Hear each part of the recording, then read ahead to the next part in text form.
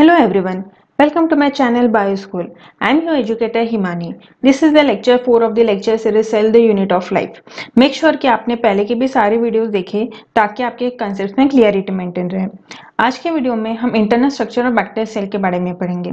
Internal structure मतलब क्या होगा कि उसका जेनेटिक मटेरियल कौन सा है, वो डीएनए है या फिर आरएनए है।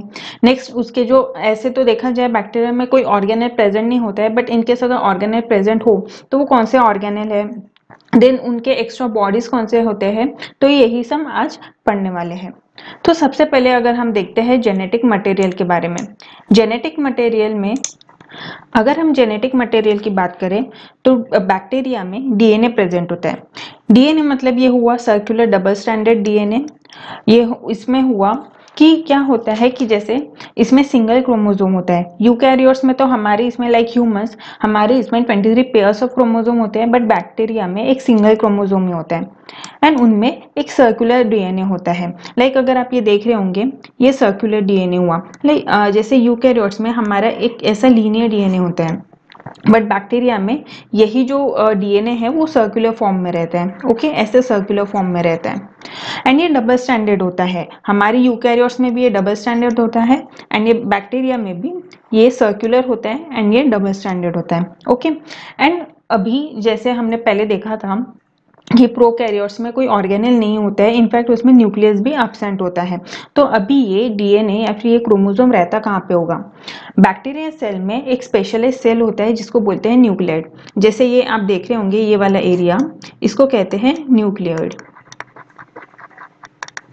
न्यूक्लियड ये वाला रीजन, तो यही न्यूक्लियड में क्रोमोसोम प्रेजेंट होता है। मतलब इसमें डीएनए जो बैक्टीरिया का जो भी जेनेटिक मटेरियल है वो प्रेजेंट होता है। अब ये तो हुआ जेनेटिक मटेरियल। अगर जेनेटिक मटेरियल एब्सेंट हो किसी में भी, अगर बैक्टीरिया या फिर यूकैरियोट्स किसी में भी जेनेटिक मटेरियल अगर एब्सेंट हो तो वो ऑर्गेनिज्म, पर्टिकुलर ऑर्गेनिज्म जिंदा नहीं रह सकता। इसलिए जो जेनेटिक मटेरियल है वो सर्वाइवल के लिए बहुत ज़्यादा इंपॉर्टेंट होता है। बट बैक्टीरिया में एक एक्स्ट्रा क्रोमोसोमल डीएनए भी पाया जाता है। अगर हम लोग देखें एक्स्ट्रा क्रोमोसोमल क्या हुआ, मतलब क्रोमोसोमल ये तो हमारा डीएनए है, पर इसको छोड़ के भी एक एक्स्ट्रा क्रोमोसोमल डीएनए प्रेजेंट होता है जिसको हम कहते हैं प्लाज्मिड्स। ये वाले जो है ये वाले हुए प्लाज्मिड्स।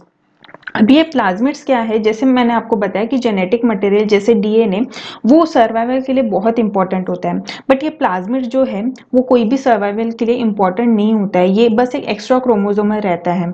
ओके, और इसमें सेल्फ रेप्लिकेटिंग का इनका एंड ये जो प्लाज्मिड्स है वो सेल्फ रेप्लिकेट कर सकते हैं। सेल्फ रेप्लिकेट मतलब क्या हुआ कि ये खुद ही रेप्लिकेट कर सकते हैं, इनको किसी और की जरूरत नहीं है। लाइक अगर डीएनए, ये डीएनए कैसे रेप्लिकेट होता है वैसे ही ये प्लाज्मिड खुद से ही रेप्लिकेट होता है। ये हुआ सेल्फ रेप्लिकेटिंग, सेल्फ रेप्लिकेटिंग। इसको रेप्लिकेशन के लिए कोई किसी की भी जरूरत नहीं है क्योंकि इसमें ओआरआई सीक्वेंस रहता है। ओके, तो क्या है कि some bacteria has extra chromosomal DNA called as plasmids. It is circular and ये भी सर्कुलर ही होता है एंड इसके पास एक खुद का ओरिजिन ऑफ रेप्लिकेशन होता है। ओरिजिन ऑफ रेप्लिकेशन मतलब एक रीजन हुआ जहां से रेप्लिकेशन स्टार्ट होता है। ओके, फॉर एग्जाम्पल अगर हम लोग ये लें कि ये है प्लाज्मिड एंड प्लाज्मिड में ये एक पर्टिकुलर रीजन है। ओके, तो इसी रीजन को कहते हैं ओराइल रीजन, जहां से रेप्लिकेशन स्टार्ट होता है। तो इसके पास एक खुद का ओराइल रीजन है, तो इसलिए ये किसी के ऊपर डिपेंड नहीं रहता है and it has an antibiotic resistance gene and इनके पास और एक रेजिस्टेंट जीन होता है। फॉर एग्जाम्पल अगर हम लोग देखें, अगर इनके पास सपोज ये वाला सीक्वेंस है, ये वाला अगर इनके पास सीक्वेंस है, ये एंटीबायोटिक रेजिस्टेंट जीन है।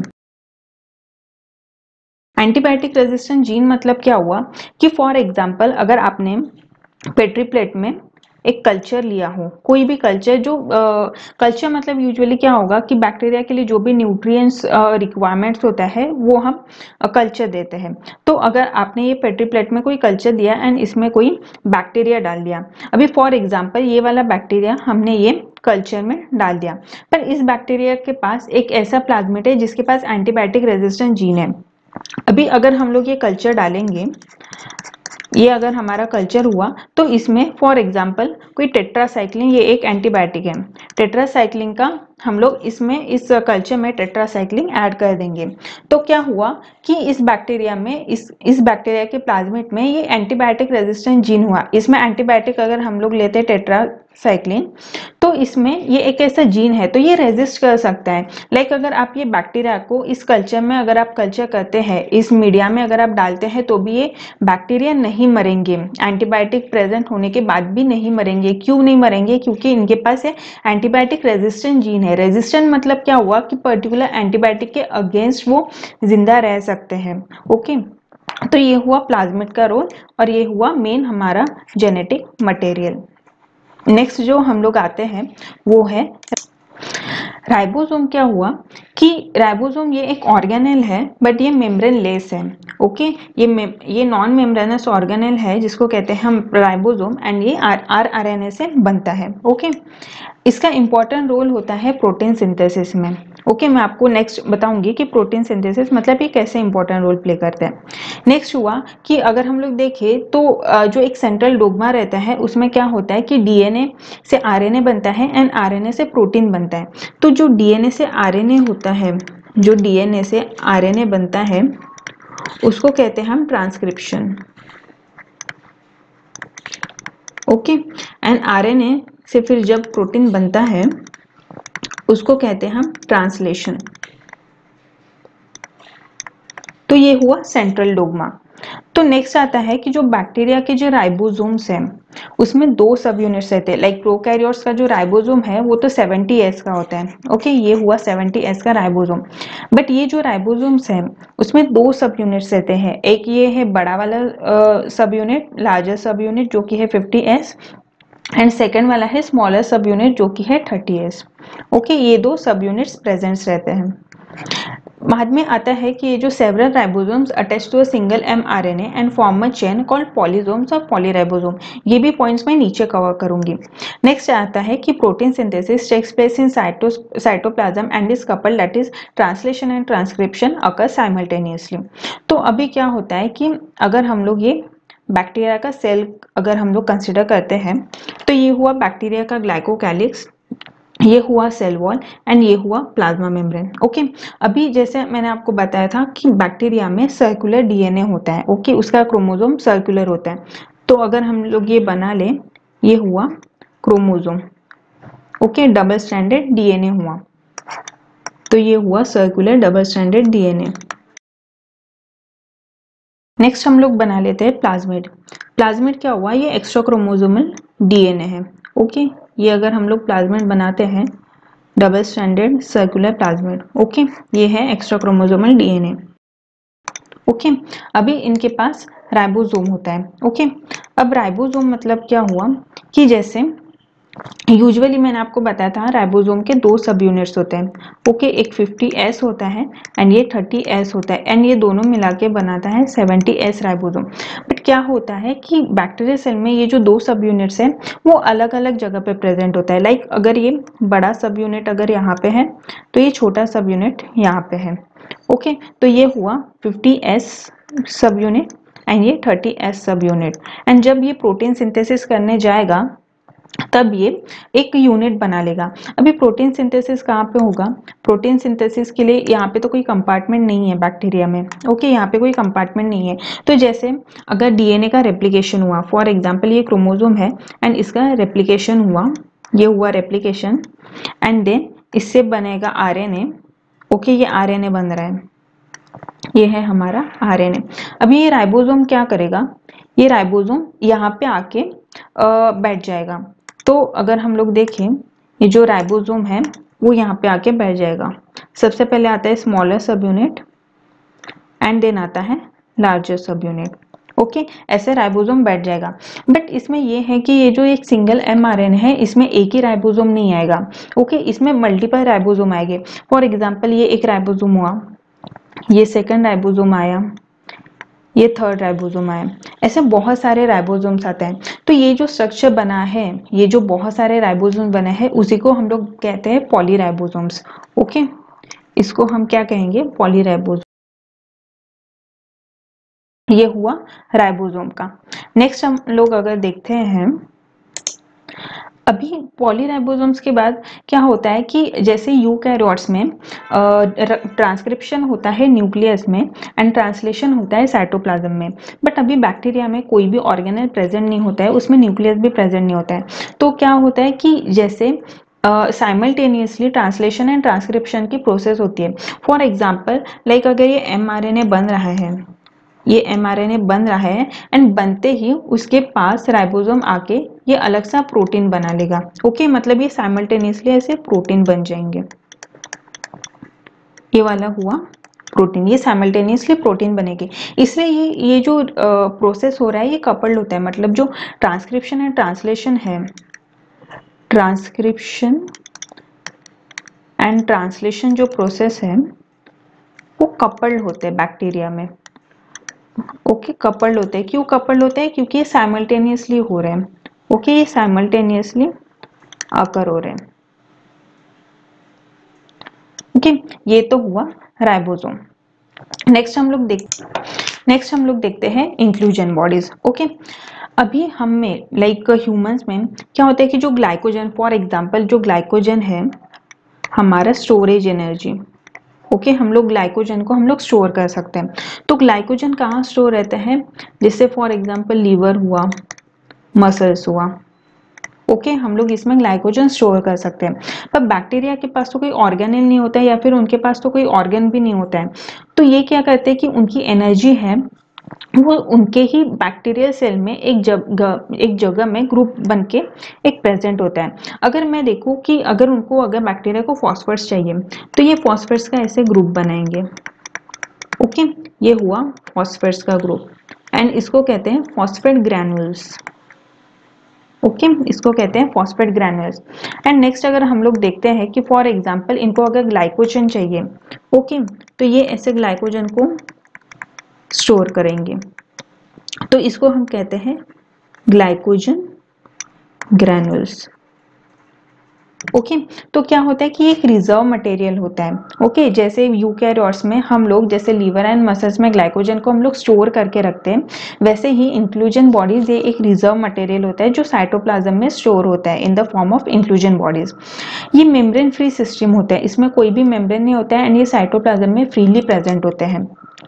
अगर हम लोग इसका एग्जाम्पल ले, जैसे फॉस्फेट ग्रैन्युल्स होता, ग्लाइकोजन ग्रैन्युल्स होगा, फिर साइनोफाइसिन ग्रैन्युल्स हुआ। एंड फ्यू केसेस में क्या मतलब पर्टिकुलर केसेस जैसे blue green purple green photosynthetic bacteria में गैस वैक्यूल्स भी प्रेजेंट होते हैं। तो ये कहाँ पे प्रेजेंट होते हैं हम लोग अभी बैक्टीरिया सेल में देखेंगे। तो बैक्टीरिया सेल में फॉर एग्जाम्पल अगर हम लोग लें, ये फॉस्फेट वाला हुआ।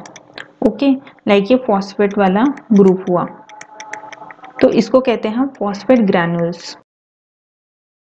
सिमिलरली अगर हम लोग देखते हैं कि फॉर एग्जांपल अगर हमको ग्लाइकोजन स्टोर करना है, ओके, तो ये हुआ ग्लाइकोजन स्टोर। ओके, ये हुआ ग्लाइकोजन। तो ये सब क्या हुआ? इंक्लूजन बॉडीज हुआ, ताकि ऑब्वियसली बैक्टीरिया को भी एनर्जी की जरूरत होती है। तो ये एनर्जी कहाँ से लाएंगे? जब तक उनके पास कोई स्टोरेज मटेरियल नहीं होगा, कोई एनर्जी का कोई सोर्स नहीं होगा, तब तक इनके पास एनर्जी नहीं आएगी। तो यही एनर्जी को ये इंक्लूजन बॉडीज में स्टोर करके रखते हैं। ओके, ये तो हुआ इंक्लूजन बॉडीज। लास्ट आज का जो है वो है मेसोसोम्स। अभी मेसोसोम्स क्या होता है? मेसोसोम्स एक यूजुअली प्लाज्मा मेम्ब्रेन का एक्सटेंशन होता है। फॉर एग्जाम्पल अभी इसे कहते हैं हम मेसोसोम्स। ओके, ये जो स्ट्रक्चर है ये मेसोसोम्स कहते हैं हम लोग इसे। तो मेसोसोम्स क्या हुआ कि ये एक एक्सटेंशन है प्लाज्मा मेम्ब्रेन का, a special membranous structure form by extension of plasma membrane into the cell. Mesosomes ये एक स्पेशल मेम्ब्रेनस स्ट्रक्चर होता है और ये एक्सटेंशन ऑफ प्लाज्मा मेम्ब्रेन होता है। अब ये जो आप देख रहे हैं ये जो इंटरनल एक्सटेंशन हुआ ये प्लाज्मा मेम्ब्रेन है। ओके, ये हुआ प्लाज्मा मेम्ब्रेन एंड इसका ही ये एक एक्सटेंशन हुआ जिसको बोलते हैं मेसोसोम्स। अब ये एक्सटेंशन ट्यूब्यूल्स के फॉर्म में हो सकता है, वेसिकल्स के फॉर्म में हो सकता है या फिर लैमेला फॉर्म में हो सकता है। तो इसका क्या मतलब हुआ कि अगर हम लोग देखें ये जो मेसोसोम्स है ये लैमेला फॉर्म में रह सकता है। ओके, ये ऐसे लैमेला फॉर्म में रह सकता है, इसको कहते हैं हम लैमेले। ओके, ये ट्यूब्यूल्स फॉर्म में भी रह सकता है ऐसे लार्ज कैप्सूल की तरह, ये एक ट्यूब्यूल फॉर्म में भी रह सकता है। एंड ये वेसिकल फॉर्म में भी रह सकता है। वेसिकल मतलब हुआ सर्कुलर काइंड ऑफ। तो ये इन सब फॉर्म में प्रेजेंट रह सकता है मेसोसोम्स। और ये क्या होता है कि helps in cell wall formation, ये सेल वॉल फॉर्मेशन में हेल्प करता है, डीएनए रेप्लिकेशन में हेल्प करता है, and distribution of daughter cell, and ये डॉटर सेल को डिस्ट्रीब्यूट भी कर सकता है। क्या होता है हम लोग नीचे देखेंगे। अभी ये क्या होता है कि मेसोसोम्स में कुछ एंजाइमेटिक सब्सटेंसेस भी होते हैं। फॉर एग्जांपल जैसे यूकैरियोट्स में,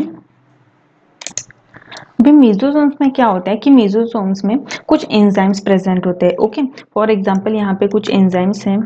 ओके, ये एंजाइम्स हैं। तो ये एंजाइम्स कौन से होते हैं? ये रेस्पिरेटरी एंजाइम्स होते हैं।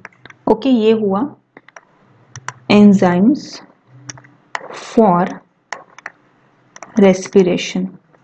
ओके, हमारे यूकैरियोट्स में माइटोकॉन्ड्रिया में रेस्पिरेटरी एंजाइम्स होते हैं। ओके, हमारे इसमें माइटोकॉन्ड्रिया में रेस्पिरेटरी एंजाइम्स होते हैं। एंड बैक्टीरिया में मेसोसोम्स में एंजाइम्स प्रेजेंट होते हैं जो रेस्पिरेशन में हेल्प करते हैं। तो इसलिए अगर हम लोग कंपेयर करें तो कभी कभी ये भी बोला जाता है कि जो मेसोसोम्स है वो माइटोकॉन्ड्रिया की तरह एक्ट होता है। ओके, अगर हम लोग लाइक कंपेयर करें तो ये होता है कि जैसे मेसोसोम्स and mitochondria similar function play करते हैं। ओके, तो ये हेल्प करता है रेस्पिरेशन में क्योंकि इसमें रेस्पिरेशन के एंजाइम्स रहते हैं। ये कुछ मॉलिक्यूल्स या फिर कुछ समथिंग कुछ स्टोर भी कर सकते हैं, लाइक कुछ सीक्रेट भी कर सकते हैं ये बाहर। ओके, एंड ये प्लाज्मा मेम्ब्रेन का सरफेस एरिया भी बढ़ा देता है। ओके, अगर ये कोई भी स्ट्रक्चर, ये मेसोसोम्स है, अगर ये फोल्ड इसमें प्रेजेंट है तो ऑब्वियसली ये प्लाज्मा मेम्ब्रेन का सरफेस एरिया भी बढ़ा रहा है। ओके, तो ये क्या करता है कि ये प्लाज्मा मेम्ब्रेन के सरफेस एरिया को इंक्रीज करता है।